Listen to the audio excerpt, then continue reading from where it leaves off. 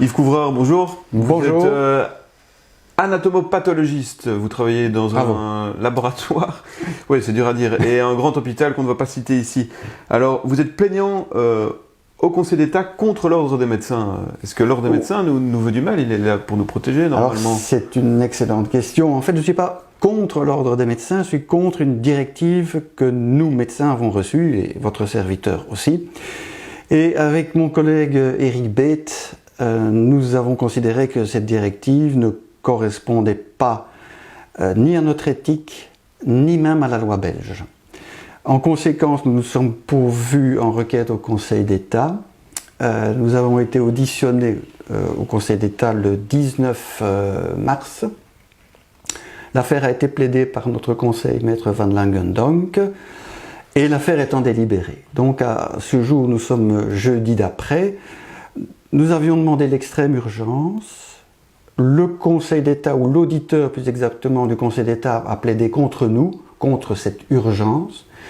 Mais notre adversaire, c'est-à-dire l'ordre des médecins ou son représentant, l'avocat, essayait en plus de dire que l'ordre des médecins, le Conseil d'État n'était pas habilité à juger ce différend. Or, à travers le nom dit de l'auditeur, on peut percevoir que le Conseil d'État considéra qu'il est habilité à juger cette affaire.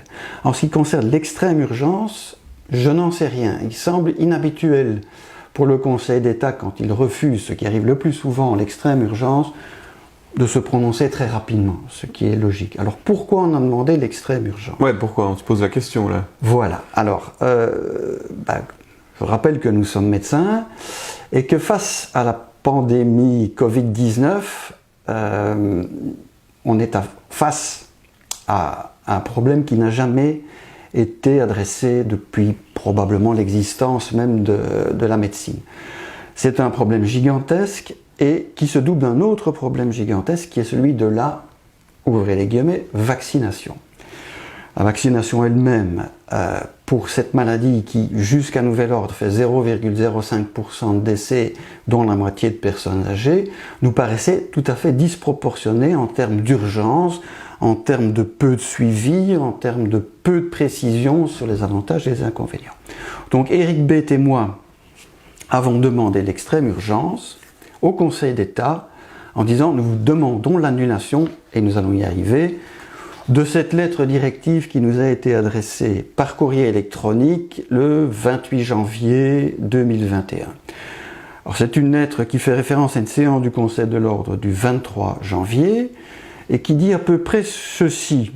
Que tous les médecins ont reçu. Hein, que tous les médecins de Belgique ont reçu. Et qui dit ceci. L'Ordre des médecins considère que la vaccination est une obligation, que la vaccination est une obligation, en tout cas pour les médecins, de le promouvoir, et toute personne qui manifestera des velléités de contester le bienfait de cette vaccination sera menacée de sanctions sévères. Tout cela est écrit dans cette lettre. Alors évidemment, nous avons été profondément indignés. D'abord parce que l'Ordre des médecins, contrairement à ce qu'il a dit pendant des années, c'est-à-dire qu'il était pour la liberté du médecin, pour etc., liberté de prescrire. Aujourd'hui, s'affirme comme quelqu'un qui donne des ordres et des menaces, ce qui est un petit peu étonnant. C'est déjà une chose. D'autre part, je n'ai pas entendu l'Ordre des médecins se manifester quand on a enlevé brutalement l'hydroxychloroquine. On aurait pu se dire, mais de quel droit un médicament qui était prescrit par milliards de doses, on le supprime maintenant. L'Ordre n'a rien dit. Alors que c'était quand même empiété sur la possibilité thérapeutique des médecins. Donc l'Ordre ne dit rien. Il ne dit rien non plus quand on réintroduit en Stommelinx l'hydroxychloroquine. Parce que là, il y a une incohérence. S'il était d'accord avec le gouvernement, pourquoi être d'accord avec la réintroduction en Stommelinx de cette affaire? Donc on voit que l'Ordre des médecins a un double discours. Deux poids, deux mesures aussi. Deux poids, deux mesures, et puis il dit une chose et puis il fait faire autre chose. Mais pour revenir à la directive, cette directive nous impose, et c'est extrêmement grave, de transgresser les lois de 2002 sur les droits des patients. Donc je rappelle que ces lois, qui ont quand même pas loin de 20 ans, disent précisément ceci. Pour porter un acte au sens le plus large du terme sur un patient, celui-ci doit donner ce qu'on appelle son consentement éclairé. Alors comment obtient-on ce fameux consentement éclairé? La loi prescrit un certain nombre de paramètres qui doivent être remplis. Mais je n'en prendrai que 2 ou 3. Il faut pouvoir dire au patient ce qui lui arrivera s'il ne veut pas le traitement qu'on lui propose, quels sont les avantages et les désavantages de ce traitement, quels sont les effets secondaires, quelles sont les conséquences à long terme. Et nous savons, de l'aveu même des firmes pharmaceutiques, qu'ils ne savent pas. Alors on se dit, voilà, une maladie qui fait peu de morts, pour laquelle on nous impose d'être, je dirais, les soutiens des firmes pharmaceutiques, qui elles-mêmes disent qu'elles sont dans des phases expérimentales. Donc Eric Bate et moi, soutenus par tout un groupe d'autres médecins, nous avons dit, il faut arrêter cela. Il faut arrêter cela parce que nous sommes dans une position scientifique qui est discutable, une position légale qui est inacceptable, et une position, je dirais, d'être humain, à titre personnel, d'éthique, qui est inacceptable. Donc c'est pourquoi nous nous sommes tournés vers le Conseil d'État en lui demandant l'annulation de cette directive. L'avantage de notre recours au Conseil d'État, c'est que d'une certaine façon maintenant, ce recours protège nos confrères qui, eux, ne sont pas seulement menacés par un texte, mais sont menacés par l'ordre et appelés à s'exprimer au Conseil provinciaux de l'ordre, avec évidemment une sanction à la clé très probable. Grâce à cette intervention, ils peuvent se réfugier derrière cela et dire, écoutez, il y a une instruction au Conseil d'État, le Conseil d'État est une juridiction supérieure à la vôtre, vous devez donc attendre l'avis du Conseil d'État. Donc cela protège aussi nos confrères. Mais donc le risque, ça pourrait être que, par exemple, vous disiez à un patient que vous lui conseillez de ne pas se vacciner, ce patient contacte l'ordre, imaginons, et l'ordre vous appelle pour vous menacer, ou en tout cas vous... Absolument. Ça pourrait être un article aussi que vous postez tout à fait, ou une interview que je suis en train de faire. Par exemple. Alors j'ai envie de souligner quand même quelque chose, c'est quand vous dites qu'on est en phase expérimentale, il faut dire et expliquer ça aux gens qui nous regardent, qui nous écoutent, c'est-à-dire que la population est cobée, au fait. Absolument. Au sens même des lois de Nuremberg, dont on n'a pas parlé, mais qui figurent quand même là-dedans aussi. Elle est cobée aux lois de Nuremberg, elle est cobée pour ce qui est des lois de 2002, donc nous ne pouvons pas dire que nous n'avons rien vu. Alors accessoirement, j'ai oublié de dire, mais les assurances que nous souscrivons au cas où nous commettrions une erreur thérapeutique sur nos patients ne nous couvrent pas, parce que c'est justement un processus expérimental. Donc les assurances reconnaissent, elles, qu'on est dans un processus expérimental et nous disent non, s'il y a un problème avec vos patients, vous dégustez. Donc il n'y a pas un endroit où nous ne pouvons pas tourner un œil aveugle, comme on dit en anglais, sur ce qui se passe. Et les entreprises, certaines entreprises pharmaceutiques ont été exemptées de poursuites. Donc on est vraiment... Ah oui, mais ça ils ont bien arrangé la chose, puisque nos chers représentants députés, je pense européens, ont voté une loi vers 2006, je pense, qui permet aux firmes pharmaceutiques d'être exonérées de toute poursuite. Donc ça veut dire que c'est la société qui encaissera tous les problèmes, et les médecins, accessoirement aussi, les patients, bien entendu. Voilà. Revenons sur ce courrier de l'ordre et de la réponse que vous avez aussi fournie. Oui, donc nous avons articulé notre demande au Conseil d'État sur base des lois de 2002 sur les droits des patients, en disant qu'il n'était pas possible pour nous d'entrer dans l'illégalité, fût-ce sur les oukases de l'ordre des médecins. Alors, l'ordre des médecins, pour justifier cette position qui est quand même un peu curieuse d'un point de vue scientifique, d'un point de vue légal, se base sur le Conseil supérieur de la santé et sur l'Académie royale de médecine de Belgique. Alors, quand on se donne la peine d'aller voir le bulletin de l'Académie royale de médecine de Belgique, on tombe sur l'article qui, à l'évidence, est celui auquel fait référence l'ordre, et qui est fait par mon confrère professeur Michel Goldman, et qui dit ceci, en fait, dans la première partie de cet article, il dit « On ne dispose pas d'études comparant les deux vaccins », puisqu'il parle d'AstraZeneca et de versus Moderna. Mais il ajoute, et c'est ce qui est plus intéressant, il n'y a pas de corrélation établie entre le taux d'anticorps et la protection vis-à-vis de l'infection. Les méthodes utilisées pour mesurer les anticorps ne sont pas standardisées. La protection vis-à-vis de l'infection ne fait pas intervenir uniquement que les anticorps. Nous ne disposons que d'un recul limité sur les effets du vaccin au-delà de quelques semaines après leur administration. Et les protocoles d'essais cliniques sont différents selon les vaccins, les tranches d'âge, etc. Donc il se base sur une note qui admet... Non, il fait une note. Il fait une note, et au fond, je pense que tout le monde comprend en lisant cette note que personne ne sait rien. Personne ne sait rien. Bon. Mais nonobstant ce grand point d'interrogation que le professeur Goldman met en en-tête de son intervention, dans un grand élan, je dirais presque poétique pour le vaccin, il vous dit qu'il faut absolument protéger les vaccins ARN messagers parce que ce sont les plus puissants et je vous passe tout le reste.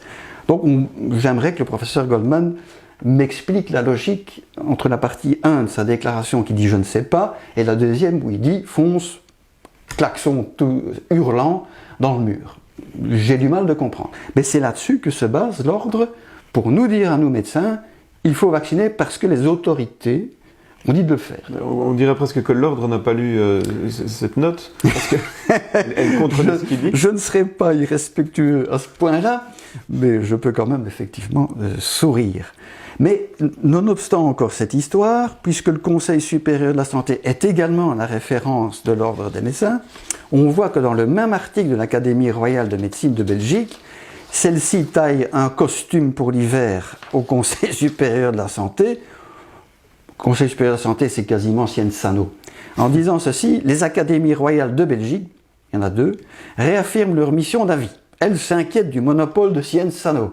Donc, voilà, je pense que tout être censé a un peu de mal de trouver la logique là-dedans. Je suis probablement un peu trop vieux ou pas adapté à tout ça, mais moi je ne la vois pas et je semble que je ne sois pas le seul. En tout cas, il n'y a pas une logique médicale. Il n'y a pas une logique de bien-être. Non. Il n'y a pas une logique de préventive. Non, puisqu'ils disent eux-mêmes, nous ne savons pas. Mais dans le même élan, ils vous disent, il faut y aller.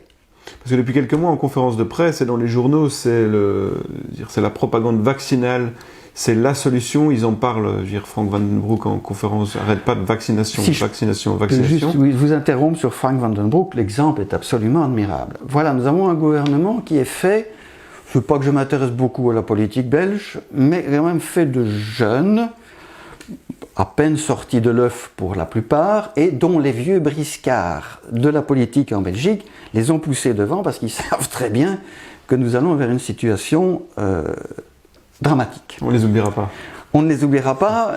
Par contre, ils aiment autant que les jeunes aillent au feu.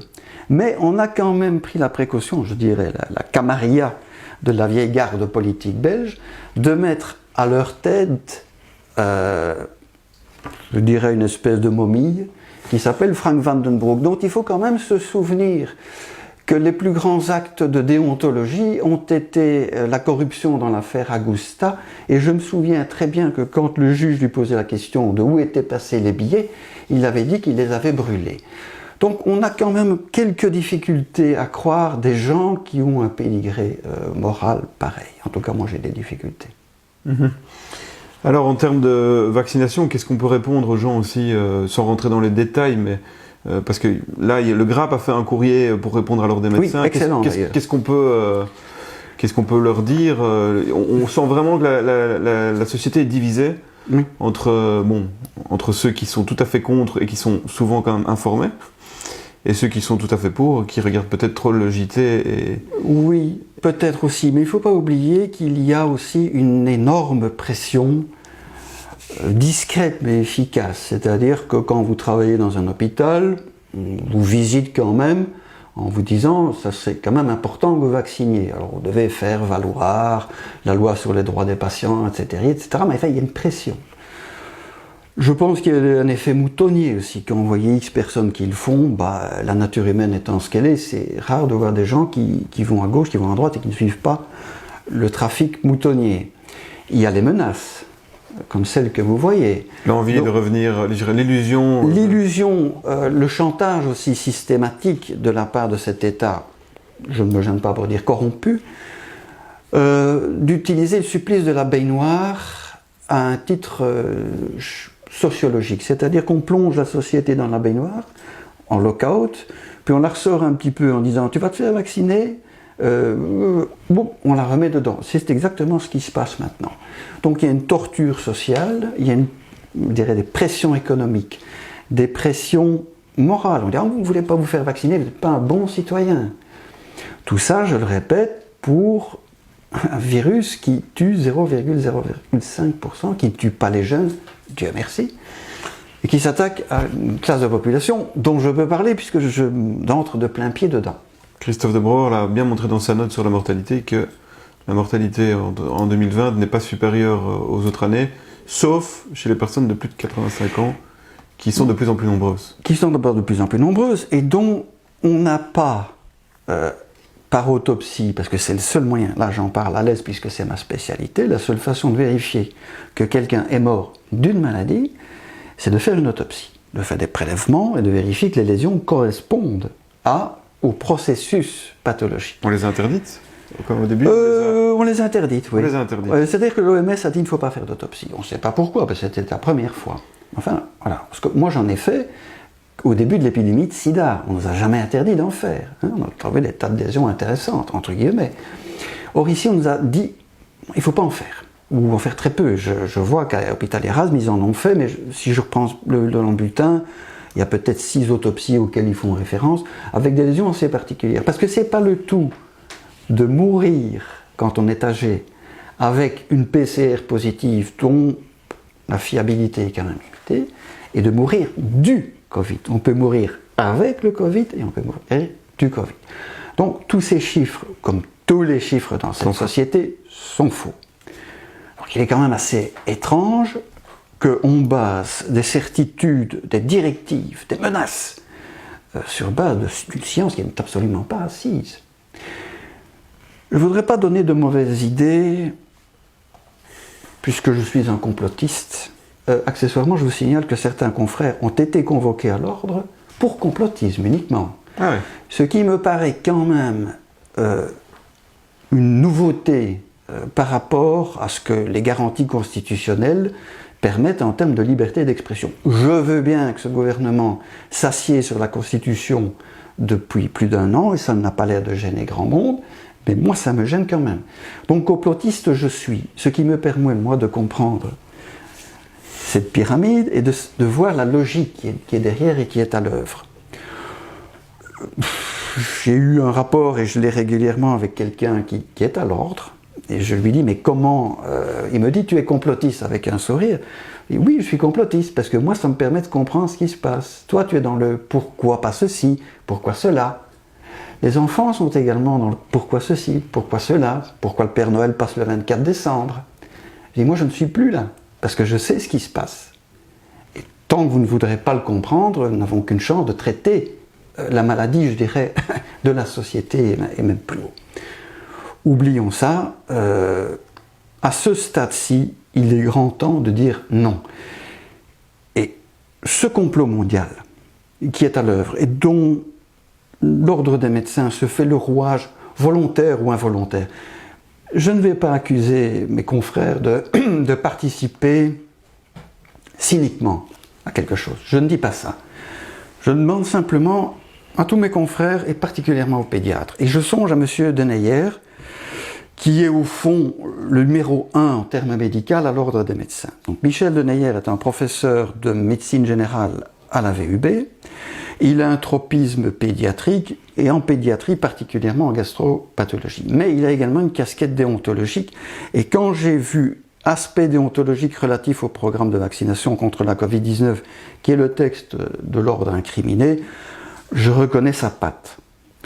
Je voudrais juste dire que je regrette aujourd'hui, moi, d'avoir vacciné mes 3 filles un peu à tour de bras et d'avoir laissé vacciner mes 3 filles comme je l'ai fait. C'est un problème personnel. J'ai déjà du mal de l'assumer. Je peux comprendre que des confrères, qu'ils soient surtout pédiatres, qu'ils soient médecins généralistes, aujourd'hui, après 10, 20 ans, 30 ans de pratique, d'avoir embrayé chaque année que le bon Dieu fait en disant il faut vous faire vacciner, il faut vous faire vacciner, il faut vous faire vacciner, aujourd'hui soient presque mentalement, psychologiquement incapables de faire marche arrière. Je trouve ça tout à fait humain. Je leur demande simplement de réfléchir. Voilà. Comme je le fais, je suis dans une position plus facile qu'eux, ayant moins fait de propagande, mais je leur demande de réfléchir. C'est tout ce que je veux, et j'aimerais bien que M. Deneyer réfléchisse aussi. Ce n'est pas le tout de vouloir faire taire, et il peut me dire le contraire, mais cette lettre, c'est quand même ça, de vouloir faire taire l'opposition. Ça n'est pas légal, ça n'est pas moral, mais la morale, ça appartient à chacun, à lui et à moi. On se croirait un peu dans un mauvais film de science-fiction. Si on continue dans cette voie-là, on n'y est pas sorti avant 2022-2023. On n'en sortira jamais. Et j'ai beaucoup d'admiration pour le professeur Raoult. Mais il y a une chose qui m'a un petit peu gêné, c'est que dès le départ, il a dit que ce serait une épidémie, ça s'arrêterait comme toutes les épidémies. J'ai dit d'emblée que non. Très immodestement, je pensais que non, puisque c'est un virus à ARN. Or, les virus à ARN sont des virus qui mutent sans arrêt. Le virus de la grippe est un exemple. Le virus du sida, même chose. Le virus de l'hépatite C, même chose. C'est la raison pour laquelle ces virus échappent au vaccin. Donc, m'expliquer aujourd'hui qu'on a trouvé la pierre philosophale vaccinale en 6 mois m'étonne un peu, parce qu'alors, pourquoi ne disent-ils pas qu'ils vont vacciner contre l'hépatite C, contre le VIH, puisqu'ils en sont là? Bon. Donc, le virus mutant chaque année, nous aurons le vaccin contre le Covid-19, le 21A, le 22B, le 23, le 24. Donc, on ne va jamais arrêter. Mais ce que je voudrais quand même encore faire remarquer, c'est que à l'intérieur de ce vaccin, c'est une boîte noire. Je crois que mes confrères en parleront mieux que moi, mais il y a en tout cas de très lourds soupçons que ce vaccin ne contienne pas que l'ARN messager qui a été breveté par Sanofi Pasteur en 2004, qui n'est donc pas, contrairement à tout ce qu'on a raconté, un virus naturel, puisqu'il a été breveté. On peut breveter la nature, on a breveté un vaccin, auquel on a ajouté un peu de gène de la malaria et du gène du VIH. Bon. Comme avait dit Montagnier. C'est ça. Donc Sanofi Pasteur, très prudemment, ne fait pas de vaccin, mais touche les royalties de Moderna. C'est assez subtil et je peux le comprendre. Donc ce vaccin, il faudra le faire sans arrêt, mais quels sont les additifs de ce vaccin? Moi j'ai entendu parler, je ne suis pas spécialiste, mais je demanderai qu'on analyse une fiole de chez Moderna, comme ça, plaf, on la prend avec un huissier, on fait analyser, on regarde tout ce qu'il y a dedans. Ça n'a jamais été fait. Aujourd'hui, on vous met une étiquette, on vous dit l'ARN c'est tel truc, point, la ligne terminée. Il faut aller chercher pour essayer de trouver les ingrédients derrière. Alors, quand on cherche un peu, bon, mon épouse qui est aussi médecin me dit, tu sais, il y a quand même de l'aluminium dedans, tiens, c'est quand même bon, ok, c'est quand même modérément positif. Mais j'ai entendu parler de choses beaucoup plus inquiétantes, comme le polyéthylène glycol qui est là pour stabiliser l'ARN de chez Moderna. Puisqu'on parle de celui-là, il y a probablement des squalènes pour permettre au vaccin de se coller, si vous voulez, à la membrane cellulaire des cellules pour permettre à l'ARN d'entrer. On me garantit qu'il n'y a pas de possibilité que cet ARN messager soit réencodé à l'intérieur de l'ADN de la cellule cible. Personne n'en sait rien. Je sais qu'il y a des transcriptases inverses dans l'ADN de l'être humain. Forcément, il était en contact avec des tas de virus, et donc partiellement avec des virus qui ont des rétrotranscriptases, comme le virus du VIH. Il pourrait y avoir des modifications, vous voulez dire, sur très long terme? Absolument, sur les génomes. Sur le très long terme, même sur la descendance. Absolument, absolument. Alors on peut me dire, vous n'avez aucune preuve, certes, mais vous n'avez aucune preuve du contraire non plus. Donc ceux qui, comme au CDC, parce que j'ai des amis aux États-Unis qui me racontent des choses absolument extraordinaires, me disent, mais le CDC prétend qu'il est impossible d'intégrer l'ARN messager qu'on a injecté dans les cellules, qui soit intégré dans l'ADN. Je dis, c'est très bien, au CDC, ils ont le temps de demi-vie des certitudes du CDC est quand même assez court, donc à leur place, je n'en ferai peut-être pas trop. Mais voilà. Mais aux États-Unis, petit incident pour dire où on en est, je le tiens de première main, les firmes pharmaceutiques vous téléphonent chez vous en disant, on a fait un survey pour savoir si vous vouliez être vacciné. Et c'est le 5e survey qu'on vous envoie et vous n'avez pas répondu. qu'est-ce qui se passe? Il semblerait que les centres de vaccination, ici aussi, appellent les gens et appellent les gens. insistent. Trois fois. Insistent. Oui, 3 fois. Bon, je leur dis en termes fleuris que je n'en voulais pas. Je vous épargne les mots que j'ai utilisés, qui n'ont pas place ici. Et donc, aux États-Unis, on vous pousse comme ça. Et mon amie américaine me dit, tu sais qu'ils en sont même à proposer un donut après la vaccination. Et ils en sont même, quand vraiment les gens sont réticents, à proposer, je crois qu'elle m'a dit $95, pas 100, hein, $95 pour être vacciné. Alors c'est vers ça qu'on va. Alors vous me demandiez pourquoi les gens sont divisés en 2 catégories. Vous imaginez la pression de propagande, la pression de menaces, tout ça mis ensemble. Il y a dans une société, sans vouloir me glorifier le groupe, pour dire non, il n'y en a pas énormément. Hein. Il n'y en a pas énormément.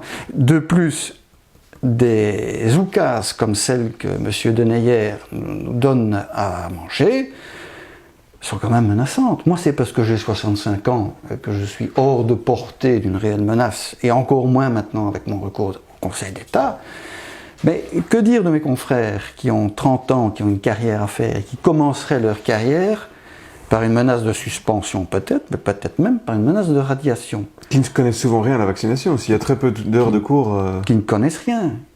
D'heures de cours financées par qui? Alors, prenons l'exemple aussi de la littérature scientifique. Pour moi, l'année 2020 a été une grande surprise. Je savais que la littérature médicale, et pas seulement médicale, c'est qu'en les sciences, entre guillemets, dures, c'est un peu le cas. Les articles étaient malhonnêtement honnêtes. Je m'explique, c'est-à-dire que vous proposiez un article, on vous le refusait, puis vous retrouviez votre article publié 6 mois après par l'équipe du reviewer. Ça se faisait en physique, je le savais, un ami me l'a dit. Ce qui est nouveau maintenant, c'est que la science, la littérature scientifique est malhonnêtement malhonnête. C'est-à-dire qu'avant on publiait malhonnêtement des articles honnêtes, mais aujourd'hui c'est malhonnêtement des articles malhonnêtes. À telle enseigne que moi je n'avais jamais vu, on a fait retirer des articles de malheureux médecins qui avaient publié au tout début de l'épidémie sur la possibilité d'un virus fait à la main. On les a obligés à retirer leur étude, une grande revue. Le Lancet avait fait une étude qui avait été mise sur place par une actrice porno. Rien contre les acteurs porno, mais je ne suis pas sûr qu'ils soient les mieux placés pour, diriger un article du Lancet. Toujours est-il qu'on a dû retirer en hâte cet article. Qui a eu ses effets politiques aussi. Qui a eu ses effets, France notamment. Qui a eu ses effets politiques. Sur l'hydroxychloroquine. Absolument. Donc, et Ioannidis, je crois que c'est Ioannidis qui a écrit un article en montrant que je ne sais pas combien de pourcents des publications en fait étaient bidons. Bidons, tout à fait. Mais elles sont bidons pourquoi? Alors quand on est complotiste, on sait, mais prenons l'Imperial College à Londres. L'Imperial College, ce n'est qu'un pseudopode de la fondation Rockefeller. Et la fondation Rockefeller, qu'est-ce que c'est? C'est un monsieur extrêmement riche à qui on a dit au début du XXe siècle, monsieur, vous êtes trop riche. Et il a dit, c'est vrai, je suis trop riche. Je vais donc faire un système de fondation. Comme ils font tous. Un système de fondation. C'est qui lui permettait de passer pour un saint, ensuite de diriger la recherche médicale comme il le souhaitait, et ensuite de toucher les dividendes de la modification de cette recette à travers la littérature dite scientifique. Je pense que M. Deneyer ne me contredira pas. En tout cas, s'il veut contredire la fondation Rockefeller, et alors aussi l'Imperial College est financé, bien entendu, par les mêmes suspects habituels, c'est-à-dire la Bill et Melinda Gates. Donc, la littérature scientifique a été complètement soudoyée. Aujourd'hui, on est vraiment j'ai cette impression à ce stade de ma vie qu'on est dans un univers de mensonges total. Tout est faux, vous me disiez. Que tout est faux. Prenons quelques exemples. Le cours de l'argent est faux, celui de l'or est faux. Ils sont manipulés parce que ça montrerait de manière trop crue que la fausse monnaie ne peut.